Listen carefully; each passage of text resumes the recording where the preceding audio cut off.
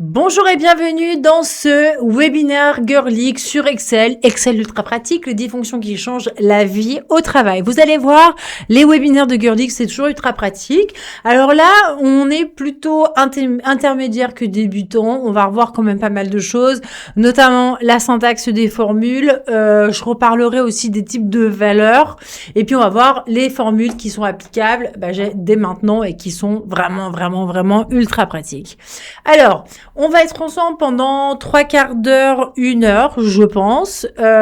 Tout ça, ce sera mis sur YouTube et je vais me présenter. Je m'appelle Julie Foulon, je suis la fondatrice de Girlic. Je suis aussi formatrice chez Girlic. Et chez Girlic, qu'est-ce qu'on fait? On fait des formations numériques à destination des personnes en reconversion professionnelle, mais aussi des personnes qui subissent un peu une petite fracture numérique. C'est toujours des formations qui sont pratiques autour de la bureautique, du numérique et de l'informatique. Et ce qui est chouette chez Girlic, c'est que on a différents types de formations, des formations en distanciel comme les webinaires où vous êtes au dernier webinaire, vous étiez quasiment 850 personnes à vous être inscrites, donc ça c'est chouette, merci beaucoup. On fait des formations en e-learning sur notre académie en ligne qui s'appelle girlic.academy et on est un centre certifié TOSA, c'est-à-dire qu'on peut faire passer des certifications internationales, que ce soit sur Excel, sur Word, sur Digicomp, sur tout un tas d'outils, ça peut être aussi du code. On est enfin centre certifié ISTQB auprès du GASC et donc on a une formation là qui revient pour devenir testeur d'application, une formation qui a vraiment le vent en poupe avec le vibe coding avec l'intelligence artificielle. Il va falloir tester et trouver les bugs, ça c'est important. Aujourd'hui, on va rentrer dans le vif du sujet, on va pas se casser la tête quand même. On va décrypter un peu la syntaxe d'Excel. Toutes les fonctions, ça commence par un signe égal, c'est comme les formules, mais les fonctions, elles ont un nom, à la différence des formules. Donc par exemple, la fonction somme, c'est égal somme, et on va mettre l'ensemble des cellules, donc la plage, entre parenthèses. Je pourrais très bien avoir la même une formule de somme pour faire une addition en écrivant égal, et puis je vais sélectionner toutes mes cellules A1 plus A2 plus A3 plus A4. Donc les fonctions, elles sont prédéfinies, elles ont un nom. Donc la fonction somme, la fonction moyenne, la fonction si pour une condition, la fonction recherche X pour rechercher une valeur dans différents tableaux, et c'est toujours la même chose. Donc ça commence par égal, on met le nom de la fonction, et puis ça commence toujours par une parenthèse, on met les différents éléments dedans, et on ferme par la parenthèse. Ce qu'on met à l'intérieur, ce sont les arguments. C'est toujours séparé par un point-virgule. Et on va voir que chaque argument a un rôle précis. Ça peut être une plage de données, donc c'est un ensemble de cellules. Ça peut être des critères qui sont entre guillemets. Ça peut être aussi une valeur. Et il y a plein d'autres choses encore. Alors, les astuces.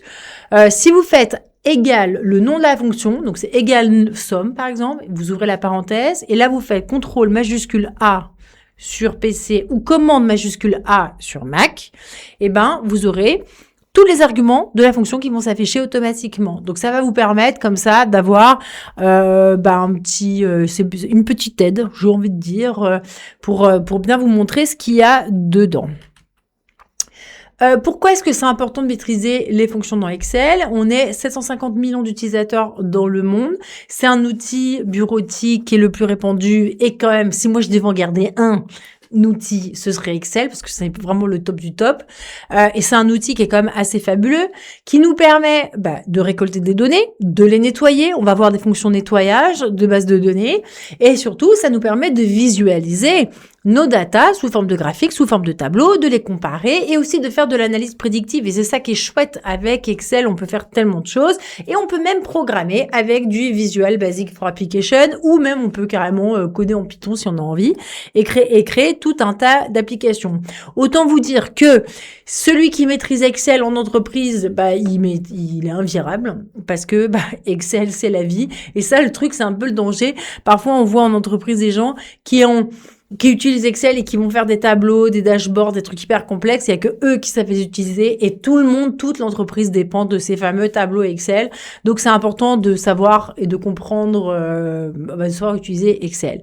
Et le problème, c'est que 80% des utilisateurs n'utilisent que 20% des capacités. Et encore, je trouve que c'est une statistique qui est un peu généreuse parce qu'en fait, en vrai, il y a tellement de choses dedans. Je suis sûre que c'est carrément moins, en fait. Alors, les bonnes fonctions, ça permet de faire moins de copier-coller, moins d'erreurs, plus de temps pour l'essentiel. Et puis, et ce qui est intéressant, c'est que ce sont des formules qui sont immédiatement applicables, qu'on va utiliser directement. Alors, est-ce que je sais passer mon slide comme ça? Non, voilà, c'est un peu le bazar sur mon bureau. Vous ne le voyez pas, mais c'est un peu le bazar. Alors, les fonctions incontournables. Donc, on va d'abord voir les slides et puis en même temps, on va faire les exercices. C'est les fonctions somme-si, nombre-si, pour compter, additionner avec des conditions. Quand on fait une fonction de somme, vous savez tous faire une addition, je sélectionne ma plage, ok, et puis j'appuie sur sigma. Directement, je vais avoir le résultat de ma somme en dessous ou sur le côté. Donc, c'est directement en dessous ou directement à droite, jamais à gauche, jamais au-dessus. Mais je peux très bien faire égal somme, entre parenthèses, je sélectionne ma plage de données. Ok. Mais somme-si, c'est intéressant si j'ai envie de comptabiliser quelque chose avec un critère ou compter, par exemple, un critère en particulier. Donc, c'est par exemple ici, somme-si, ça va être je veux calculer le chiffre d'affaires de Alice, qui est une vendeuse, ou alors nombre-si, tiens, je veux calculer un critère, combien de fois apparaît tel mot dans mon tableau. D'accord? Donc, nombre-si, entre parenthèses et critères, c'est je sélectionne ma plage, point, virgule, je mets mon critère entre guillemets. La somme-si, c'est je sélectionne ma plage, point virgule, je mets mon critère, et puis après je mets la somme, par exemple le chiffre d'affaires, la somme de la plage, et puis après il peut y avoir aussi des variantes un peu plus puissantes. Si on a plusieurs critères, nombre-si.ans et somme-si.ans. Voilà. Alors, je vais vous montrer directement dans Excel, à quoi ça correspond. Vous verrez dans la description de YouTube, il y a le lien des slides et des exercices et dedans, il y a les corrigés. Tous les corrigés, oulala, c'est un peu gros. Tous les corrigés sont mis comme ça. Je sais pas pourquoi, qu'est-ce qui se passe, pourquoi c'est énorme comme ça. Voilà.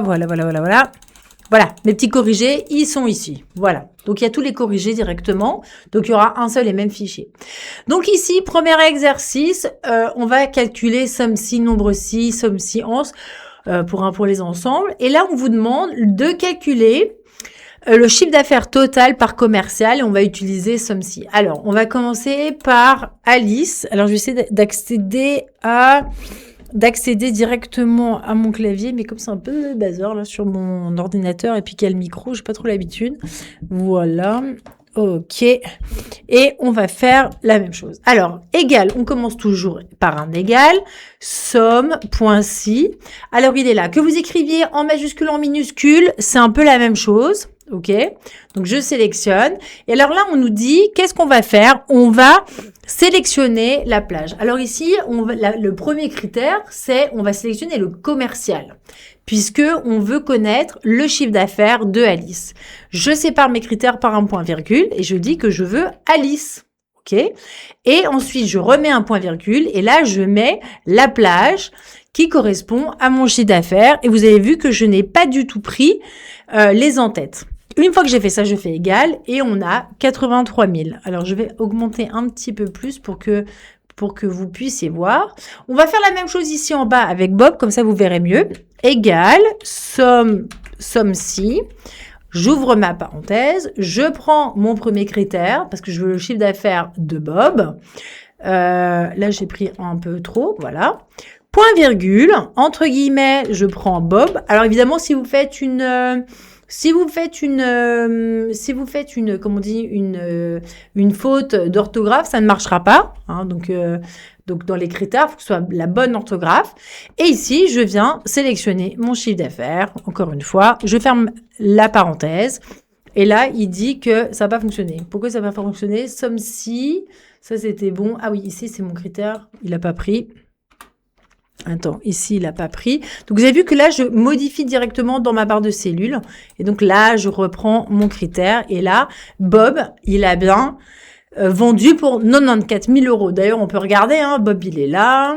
Et donc, je vais prendre ici. Et puis, il est encore là. Et puis, il est là. Et là, on voit la somme hein, qui se met automatiquement tout en bas.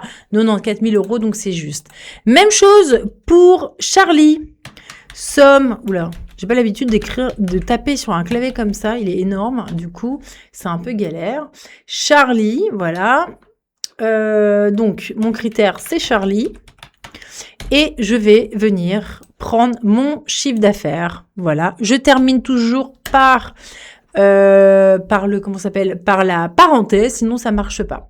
Le nombre de formations en IA. Donc, ça, c'est un truc qu'on va faire. Donc là, on va compter. Alors, est-ce que ça marche? Je voudrais bien le mettre, voilà. Ah, voilà, ici.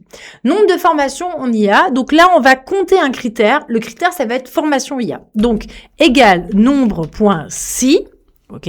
J'ouvre ma parenthèse. Et là, je prends tous mes produits. OK. Et je vais insérer mon critère, toujours entre guillemets, parce que c'est une chaîne de caractères. Et donc, formation IA, je ferme mes guillemets, je ferme ma parenthèse. Et là, j'en ai pas. Pourquoi est-ce que j'en ai pas? À mon avis, j'ai dû faire une faute. Formation IA, ouais, j'ai oublié de mettre. Là, j'ai fait une petite faute d'orthographe.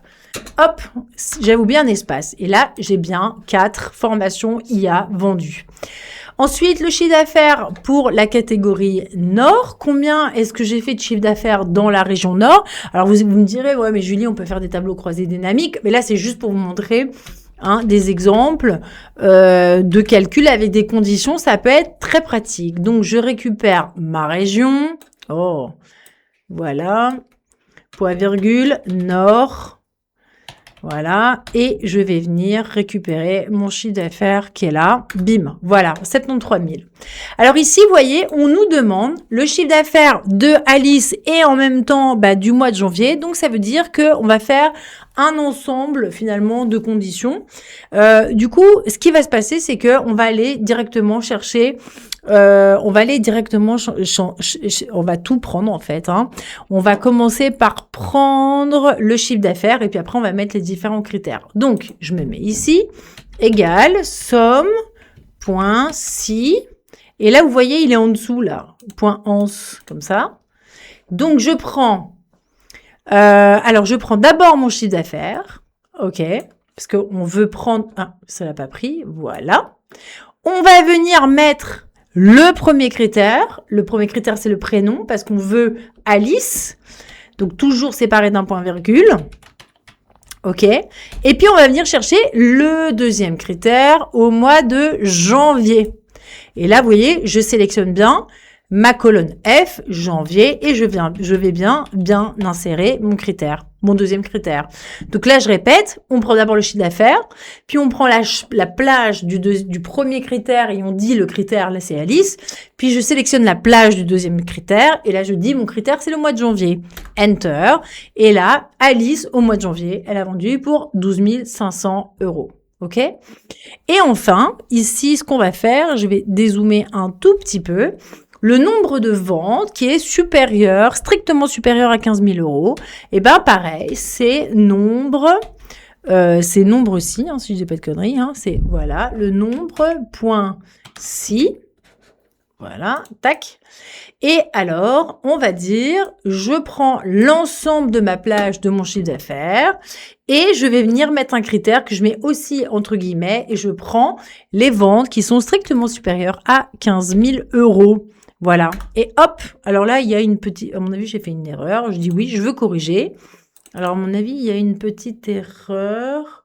Pourquoi est-ce qu'il n'a pas pris? Alors, attends, parce que comment il... Oula, voilà. Parce que ça devrait être comme ça. Voilà, il y a bien 7 ventes. Alors, je ne sais pas pourquoi il l'a mal pris, mais quand on regarde bien, nombre.si, entre parenthèses, je prends l'ensemble de mes cellules de mon chiffre d'affaires et entre guillemets, je viens mettre mon critère qui est strictement supérieur à 15 000 euros. Voilà, ça c'est pour le premier exercice. D'accord? Alors, attends, on va essayer de... Voilà, ça c'est pour le premier exercice. Nombre 6, somme 6, très pratique, vraiment. Deuxième exercice, on va faire les recherches V et les recherches X. Alors, vous allez voir, recherche V, c'est bon, c'est un petit peu désuet. C'est vraiment uniquement pour rechercher des éléments dans une colonne, de la gauche vers la droite. Mais le problème, c'est que si par la suite, vous allez rechercher des éléments, si vous rajoutez des colonnes dans votre tableau, recherche V, ça va risquer de bugger. Donc maintenant, en fait, on utilise la fonction recherche X qui est beaucoup plus flexible et beaucoup plus puissante. Et alors ici, recherche V, on va rechercher quoi? Une valeur dans tel tableau, dans telle colonne, et on met, généralement, on met faux pour dire que on veut indiquer la correspondance exacte. Ouais, bon, alors là, me posez pas plus de questions. Moi, j'utilise recherche X. Alors, les cas d'usage typiques, c'est relier des tableaux, des codes produits, des noms, des choses comme ça. Je vais vous montrer ça tout de suite dans un petit exercice que je vous ai préparé. Et donc, on va commencer avec recherche X, tout simplement. D'accord? Alors, voilà. Oula, j'ai fait une bêtise. Qu'est-ce qui s'est passé? Voilà. Oula là. Attends. J'ai fait une petite bêtise. Qu'est-ce qui s'est passé là? En même temps, hop. Alors, CTRL Z, voilà. Comme ça, ce sera mieux. Ok, donc ici, on a un premier petit tableau qui est ici avec des codes produits, les noms du produit, les prix unitaires et les catégories. Donc, imaginons qu'on ait ça sur une page et sur une autre feuille, on a ici nos commandes. Alors, soit en recherche X, soit avec les recherches V. C'est juste pour vous montrer un petit peu la différence, d'accord? Donc, comment ça va fonctionner? Ici, vous voyez que la différence, c'est qu'on a simplement le code produit qui est là, donc on retrouve ici, et puis le numéro de la commande qui n'apparaît pas dans le premier tableau. Mais nous, qu'est-ce qu'on veut? On veut, par rapport à ce code produit, récupérer le nom du produit et le prix. Ok? Donc, comment ça fonctionne? On fait égal recherche X. Ok? Et alors, qu'est-ce qu'on cherche? Le code produit. P003, parce que nous, on veut obtenir le nom du produit.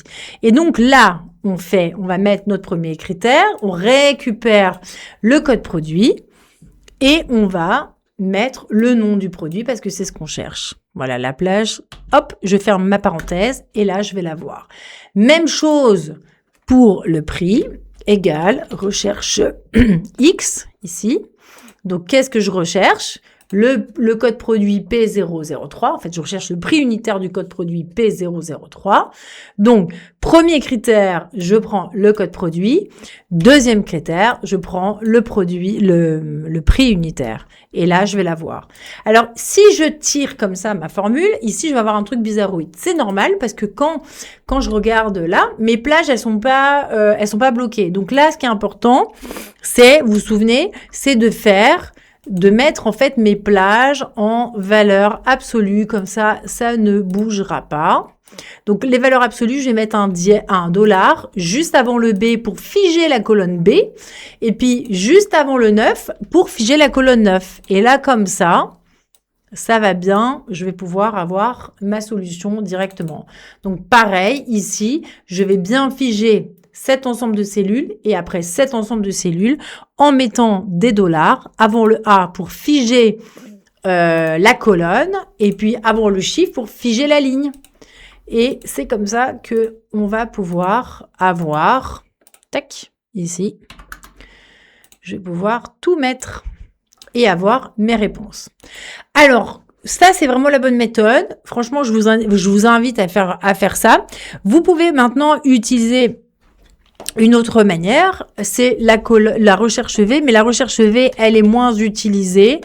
Bon, on peut toujours l'utiliser, mais si jamais votre tableau va augmenter, vos tableaux augmentent avec des colonnes, ça marchera pas. Donc, qu'est-ce qu'on recherche? On recherche toujours le code produit B003.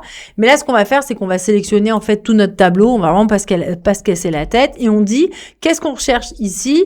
On est dans le nom du produit et le nom du produit, vous voyez, c'est A, B. Elle est en colonne B, donc elle est en colonne 2. Donc, je mets 2 tout simplement et puis ici, je mets faux. J'ai fait une faute. Je mets faux ici. C'est toujours pratique d'utiliser Voilà. Et là, je vais retrouver mon consulting RH. Pareil, je vais figer, ça, j'étais pas obligée, en fait, de figer ça, mais j'ai obligé de figer, mes cellules ici de référence. Ah, j'ai du mal avec ce clavier. Voilà. Allez, Julie. Voilà. Et hop, je vais la voir, je tire ma formule et c'est bon. Donc, pareil, égal, recherche V. Qu'est-ce que je recherche? Le prix du code produit P003. Je mets mon critère qui est l'ensemble de mon tableau. Et puis, je dis que le prix, il est en colonne 3. Et puis, je dis que c'est faux. Voilà. Parce que je veux la valeur exacte. En fait, c'est ça que ça veut dire. C'est surtout ça. Voilà. Le faux sert à indiquer qu'on veut une correspondante exacte. Voilà. Je vous l'ai mis en fait directement. La petite explication, je vous l'ai mise en dessous. Et voilà. Alors, privilégier recherche X, c'est quand même beaucoup plus simple. Alors, on continue sur l'exercice numéro 3, les 6 conditions. Très, très pratique. C'est vraiment la logique au service des données. Moi, c'est un truc que j'utilise tout le temps. On utilise par exemple la fonction si ou la fonction si condition. La fonction si, elle est utilisée uniquement si on a 2 possibilités, vrai ou faux. Si ma condition est vraie, alors écrire ceci, sinon écrire cela. Si on a plusieurs conditions, alors on va utiliser cette fonction qui s'appelle si condition. Il y a un truc que je vous ai pas dit, c'est que moi j'utilise Excel en français. Si jamais vous utilisez évidemment Excel en anglais ou une version anglophone, attention, les noms des fonctions sont traduites. Donc, somme, c'est sum, moyenne, c'est average, etc., etc. Donc, si, ce sera if. Hein. Donc, ça, c'est ça peut être n'oubliez pas, ça dépend vraiment de votre version. Donc, par exemple, si on veut attribuer des mentions automatiques, et je vais vous montrer ça dans un petit exercice. Donc, par exemple, ici, on a nos étudiants, ils ont des scores et on veut mettre une mention. Et alors la mention, on va utiliser le si condition. Le barème, c'est si la moyenne est supérieure ou égale à 90, la mention sera excellent. Si la note est supérieure ou égale à 75, la mention sera bien. Si la note est supérieure ou égale à 50, la mention sera passable. Et si c'est strictement inférieur à 50, la mention sera insuffisante. Donc, comment est-ce qu'on fonctionne? Ça fonctionne, on met égal, toujours égal, hein, 6 points condition. Donc, je le prends, je double-clique dessus, ok. Et là, je vais prendre la première note de mon premier étudiant, c'est Alice. Je clique dessus, donc ce sera B5 qui sera ma référence. Et là, je dis, donc, si B5 est supérieur ou égal à 90, alors, je veux qu'il y ait marqué excellent. Excellent, c'est une chaîne de caractères, c'est entre guillemets. OK? Point virgule. Si B5 est supérieur ou égal à 75, alors il y aura marqué bien. Je peux mettre des smileys. Hein. On peut mettre des smileys dans Excel. Ça, c'est cool d'ailleurs. Si B5 est supérieur ou égal à 50, alors il y aura marqué passable. OK. Et puis, ma dernière condition, vous avez vu que toutes mes conditions sont séparées par des points-virgules. C'est très important, ça. Si B5 est inférieur à 50, alors, donc point-virgule, ce sera, qu'est-ce que j'ai marqué? Insuffisant. Insuffisant. Voilà. Je ferme ma parenthèse et hop. Et là, je peux recopier ma cellule. Enfin, et là, on a bien tout. Donc, si Alice, je me suis dit, je me suis trompée, elle a 72, et ben, vous voyez, elle passe de excellent à passable. D'accord? Alors, vous voyez que Hugo, lui, il n'a pas de note. Alors là, ça, c'est intéressant. On va montrer avec Hugo, l'idée, c'est de montrer, en fait, si, par exemple, s'il y a rien, s'il n'y a pas de note dans cette cellule-là, alors, il faut qu'il y ait marqué la mention pas de note. OK? Et sinon, il y a marqué OK. Donc, comment ça fonctionne? C'est une condition toute simple. C'est si, et je sélectionne, si B5 égale à pas de note, ça veut dire que c'est une cellule vide. Donc, c'est comme si j'avais 2 guillemets, quoi. C'est 2 guillemets, mais avec aucun espace. S'il n'y a rien, OK, alors, on veut la mention. Alors, moi, j'ai marqué comme ça. Attention, pas de notes. Pas de notes. Alors, vous mettez ce que vous voulez, hein. Pas de notes. Voilà. Point d'exclamation. Sinon, mettre OK. Vous voyez? Donc, on voit bien, si B5 égale à rien, donc là, le rien, c'est symbolisé par 2 guillemets tout attachés, hein.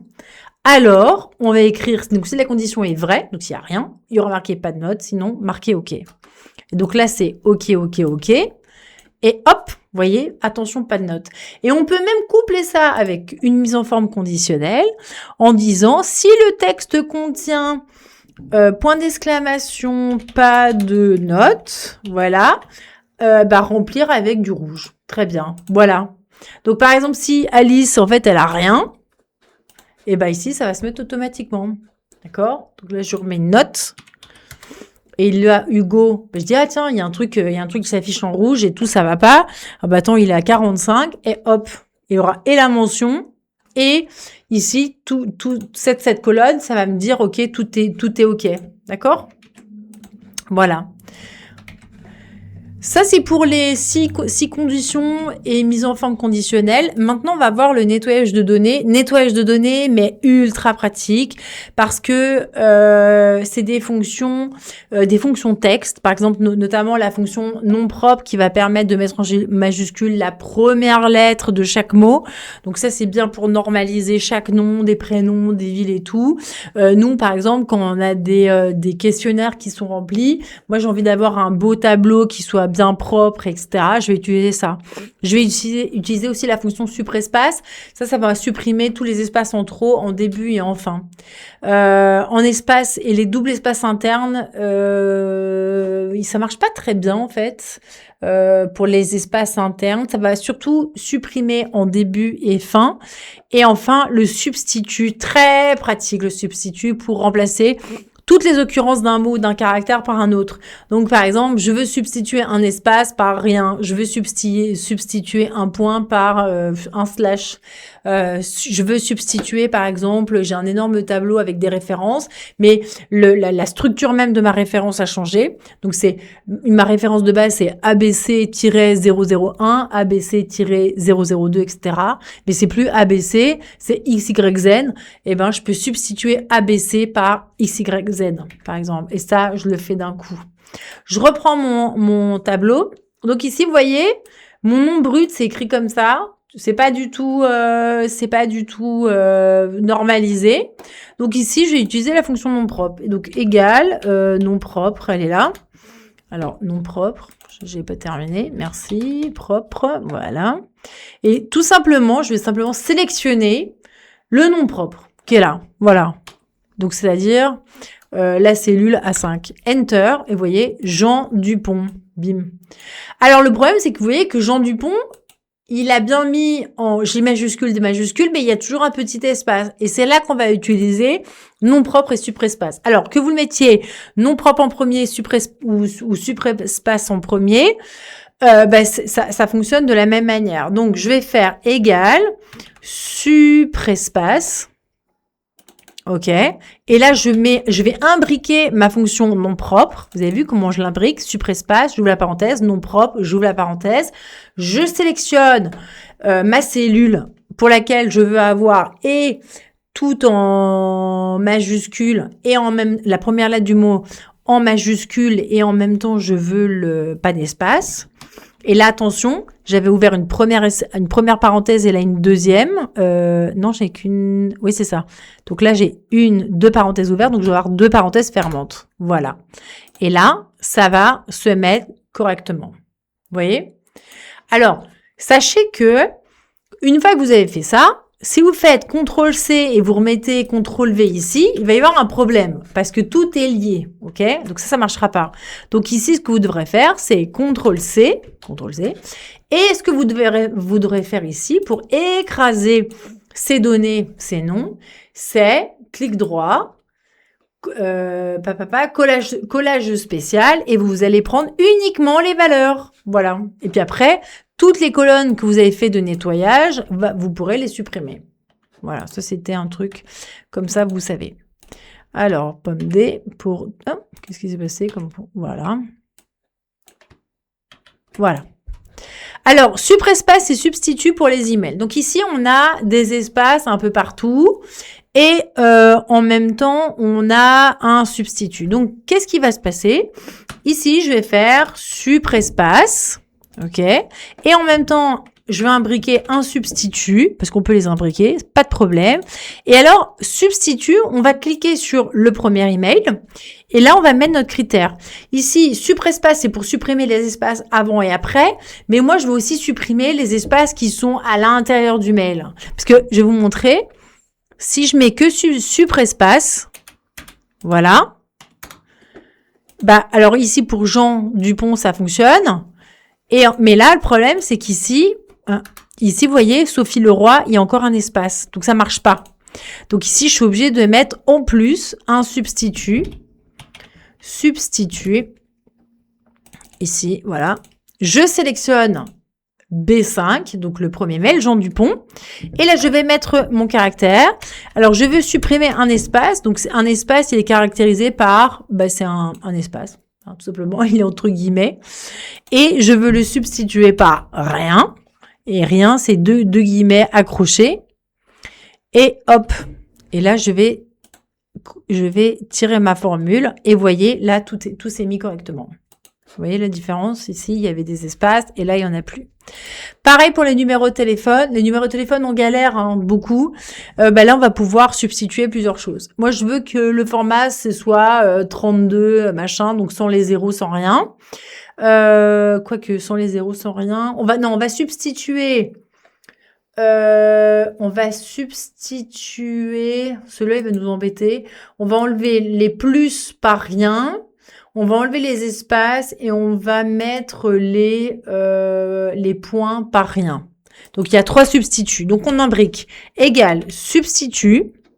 On doit le dire 3 fois. Substitut. Et puis encore substitut. Voilà. Et là, on commence à mettre. Donc, première cellule, c'est le premier numéro de téléphone. Et on dit, qu'est-ce que je veux? Je veux supprimer le plus. Et je veux remplacer par quoi? Par rien. Voilà. Donc, ça, c'est le premier truc. Et ensuite, je vais mettre ma batterie. Ensuite, qu'est-ce que je vais faire? Du coup, je suis perdue. Tac. Je mets un point virgule et je vais dire, je veux aussi substituer mon slash par rien. Ok. Et il a pris, ouais, voilà. Et puis maintenant, je vais substituer les points. Ok. Par rien. Ok. Il le prend ou pas? Ouais, voilà. Ok. Et là, on va tirer et on va voir ce qu'on va avoir. Et voilà. Et donc après, libre à vous de modifier. Ici, faudra changer les petits zéros, etc. Où on pourra remettre en forme. Donc ça, c'est un truc quand même qui est assez pratique. Ah mince, je pense que vous voyez pas correctement. Voilà, ça s'est mis comme ça. Voilà. Donc vous voyez que je recommence. Égal. Attends, vous voyez pas du tout en fait ici. Je regarde. Il y a ma tête qui est cachée. Voilà.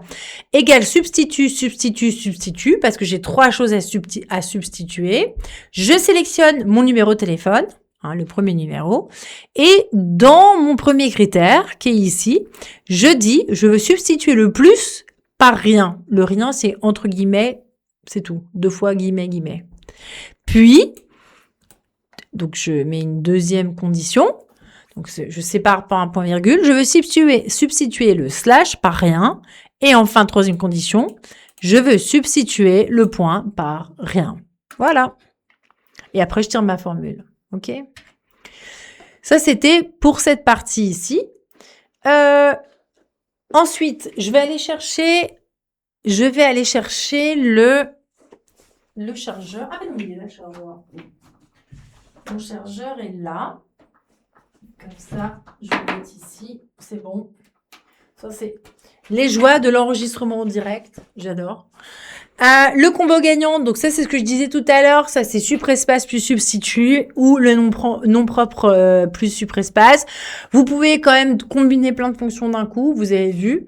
La règle d'or absolue, pour pouvoir supprimer les colonnes brutes sans casser vos calculs, vous devez figer les résultats avec un collage spécial. Donc ça veut dire que à la fin, quand vous faites CTRL-C et que vous allez les coller là, et ben si vous faites CTRL V, ben ça va faire un truc, ça va pas fonctionner parce que là il y a des il y a comment dire, il y a toutes les valeurs, toutes les formules. Et ici je vais faire collage spécial et je prends les valeurs et ça écrase tout. Puis alors là il veut dire ah, gna, gna, ça marche pas, et là on peut dire OK, convertir en nombre, et ça fonctionne correctement. Et là je sais pas pourquoi il me l'a remis pas bien. Bon, voilà. Je sais pas ce qu'il m'a fabriqué. Voilà, ou alors ce que je peux faire, c'est ignorer l'erreur. Et voilà, ignorer l'erreur et ça fonctionne. OK? De toute façon, c'est que pour des numéros de téléphone. Alors, 5e petit exercice. Date, heure et nouveauté. Maîtriser le temps. La société entière est basée sur le temps, mes chers amis. Et du coup, ça va être important de comprendre comment on fait tous ces calculs. Pourquoi est-ce que ça marche pas? Voilà. Donc, il y a des fonctions hyper pratiques. Fonction aujourd'hui, fonction mois, fonction année, fonction nombre de semaines. Très pratique. Si vous êtes dans la gestion de projet, on vous dit, ouais, en semaine 44, vous devez faire ceci, cela. Au lieu de devoir compter sur votre calendrier, comme moi je faisais avant, vous utilisez le nombre de semaines et vous savez à quoi ça correspond. Et c'est quand même beaucoup plus pratique. On va voir le dated if. Ça, c'est une vieille fonction qui n'apparaît plus du tout sur Excel, mais qui est quand même très pratique. Parce que ça permet en fait de calculer un écart précis en jours, en mois, en années. Et ça vient c'est un vieux bazar de Lotus. Donc, c'est vieux. Et puis enfin, on peut calculer des nombres de jours ouvrés. Et ça fonctionne toujours de la même manière. Date de début, date de fin. OK? Je sais pas pourquoi j'ai bougé de slide. Alors ici, on est là. Consigne, colonne C, calculer l'ancienneté en année avec dated if, et on va utiliser la fonction d'aujourd'hui. Donc ici, le jour du webinaire, on était le 21 juillet. C'était le 21 juillet? Ouais, je crois que c'était le 21 juillet 2020. Ah non, c'était le 23 juillet. J'ai marqué 23 juillet 2026. Voilà. Donc on peut mettre ça comme ça, mais on peut aussi mettre égal aujourd'hui. Voilà, si vous mettez égal aujourd'hui, alors vous avez vu que c'est une fonction qui ne nécessite rien d'autre qu'une début de parenthèse, fin de parenthèse, et on a la même chose, d'accord? Si j'utilise la fonction maintenant, voilà, maintenant, j'ouvre et je ferme la parenthèse, j'aurai la date, mais en principe, j'aurai l'heure. Pourquoi est-ce que la fonction maintenant, elle se met pas correctement? Donc là, je peux aller voir dans les types de données. Et la date, c'est marrant qu'il ne l'ait pas mise, parce qu'en principe, maintenant, ouais, je pourrais, voilà, non, c'est pas du tout ça, pas du tout ça, parce qu'en principe, la fonction maintenant, c'est date. Ça alors, parce que la fonction maintenant, j'ai la date et l'heure, c'est ça que j'ai. Voilà. Voilà, ça c'est la fonction maintenant.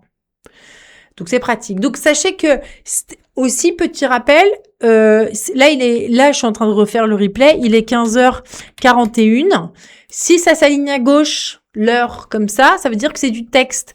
Dans Excel, en fait, pour afficher l'heure, c'est 15, 2 points, donc 15h, 41, 2.00. Et là, vous allez pouvoir faire des calculs d'heures. Si je veux savoir combien il y a 2 minutes qui est passé depuis 9h45.00, là, je peux faire une petite soustraction entre les deux, moins des 19, parce que j'arrive pas à le sélectionner, voilà. Et là, il y a 5h56 qui est passé, d'accord? Pareil pour le nombre de jours. Mon anniversaire, c'était le 16 mars 2026, ok? Et là, je peux dire égal, il y a eu moins A18. Oh, mais allez, A18. Voilà. Il y a eu Il y a eu, c'est pas un standard, voilà, il y a eu 37 jours depuis mon anniversaire. Voilà, donc on peut calculer des dates et on peut calculer des heures. Avec Excel, ça marche très très bien. Alors ici, on nous dit, ce serait bien de calculer l'ancienneté avec la fonction dated if, mais qu'on va pas trouver. Et on va utiliser la fonction d'aujourd'hui en même temps. Égal dated, vous avez vu qu'elle n'y est pas? Il y a date coupon, mais dated if, parce que c'est un vieux truc. Égal, c'est la date d'entrée. Puis, je vais mettre ma fonction aujourd'hui. Comme ça, au moins, je suis sûre de pas me planter. Attends, aujourd'hui, voilà, c'était tout attaché. Voilà. Et alors, qu'est-ce que je mettais? Et je dis en combien de... je veux afficher le nombre d'années. Et donc, en anglais, année, c'est year. Donc, je mets un Y. Et donc, j'ai 9 ans d'ancienneté. OK? Donc, je pourrais, ici, je mets B8, B6, c'est la date d'entrée de la liste dans l'entreprise. Aujourd'hui, c'est la date d'aujourd'hui. Et si je vais l'exprimer en mois, en nombre de mois, bah, j'ai 112 mois d'ancienneté. En nombre de jours, je mets day. J'ai 3417 jours. Pratique, hyper pratique. Par exemple, vous êtes en entreprise, vous voulez calculer, je sais pas, moi, les anniversaires, ça peut être quand même, ça peut être très, très pratique. Alors ici, calcul du nombre de jours ouvrés, on a, c'est quoi la fonction? C'est nombre, point jour ouvré, il est là. Donc, je prends ma date d'entrée. Je prends ma date d'aujourd'hui, donc je prends ma fonction aujourd'hui, tout simplement.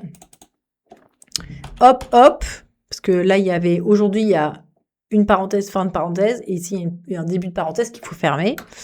Eh ben, je suis à 2400, car Alice est à 2442 jours ouvrés en entreprise. Nombre, point jour, point ouvré, j'ouvre la parenthèse, date de l'entrée, point virgule, la fonction aujourd'hui. Si c'est pas la fonction aujourd'hui, je mets par exemple, c'était quand on est le combien là? Parce que là, je suis en train de faire le replay, on est le 23,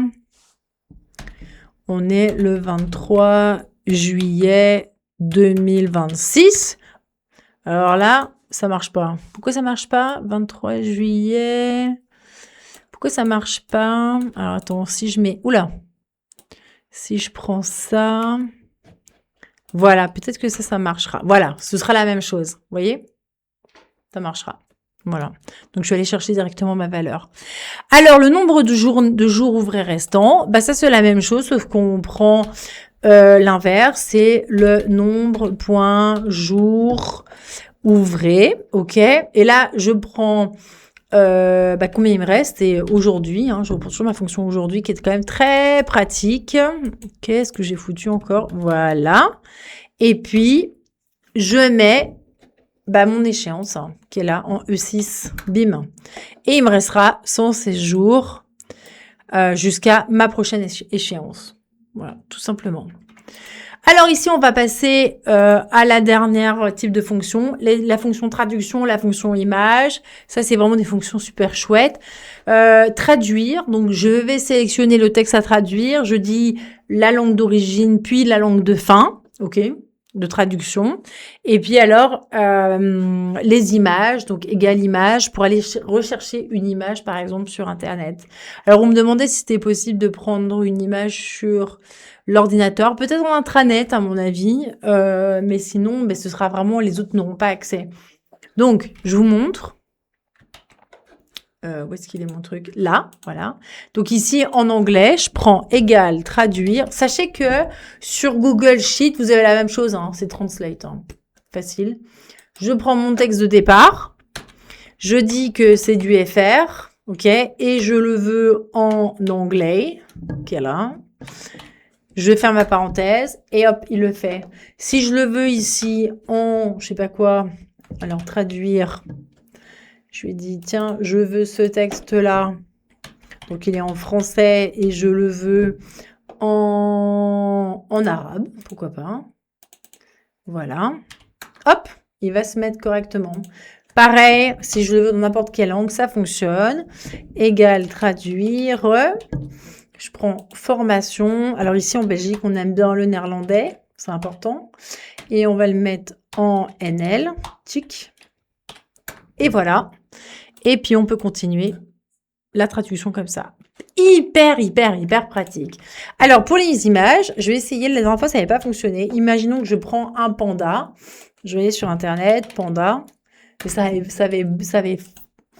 avait pas fonctionné, donc je comprends pas trop. Donc, imaginons, je prends ce petit panda tout mignon. Je prends copier l'adresse de l'image. Je mets... Ah ouais, non, elle est en encrypt. Ah, c'est casse-pied. Ah ouais, ça va pas fonctionner du coup.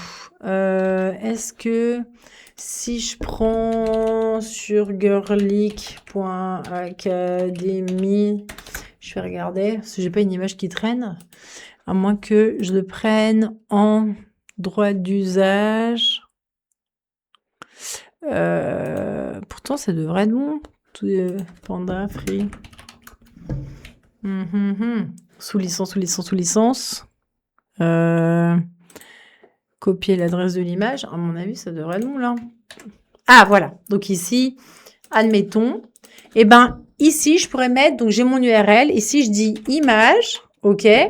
Et simplement, je vais récupérer le lien. Et en fait, vous voyez, ma petite image, elle apparaît.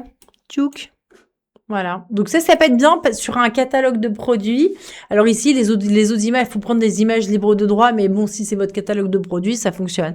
Et donc, vous avez votre petite image. C'est simplement, j'ai mis le lien de l'image et puis égale image et je suis allée chercher directement ma petite image. Voilà. Alors, il y a plus de 500 fonctions dans Excel, hein, donc il y en a un paquet.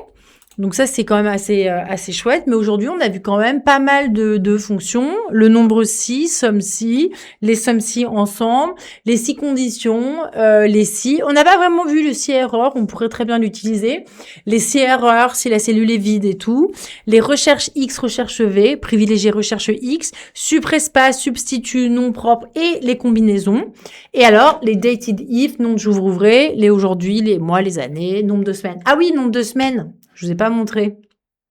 Nombre de semaines. Donc ici, si par exemple, on est le 23 juillet, et je dis, ah mais c'est quoi déjà, on est à quel numéro de semaine aujourd'hui? Et là, hop là. Je sélectionne ma date, et je suis à la 30e semaine. Ça, c'est quand même vachement pratique parce que parfois, on est vraiment en galère en gestion de projet de savoir quelle semaine et laquelle. Ah ouais, en semaine 30, tu dois faire ceci, cela. Bonjour, quoi. Parfois, pour aller rechercher. On a vu tout ce qui est traduction image, les calculs de date, très pratique, le nombre de jours ouvrés. Et voilà, c'est tout, c'est chouette. Alors, si vous voulez aller plus loin dans Girlic, alors je sais pas pourquoi j'ai mis Word ici. Je vais le mettre, voilà.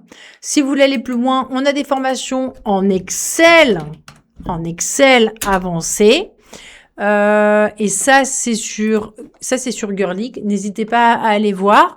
On a des petites formations payantes, mais toujours assez accessibles, 55 €, mais dedans est inclus la certification, l'évaluation pour voir où est-ce que vous vous positionnez.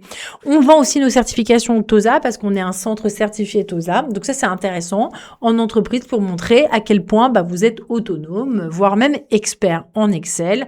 Nous, c'est un peu notre objectif. On essaie de développer un petit peu l'e-commerce et c'est très bien.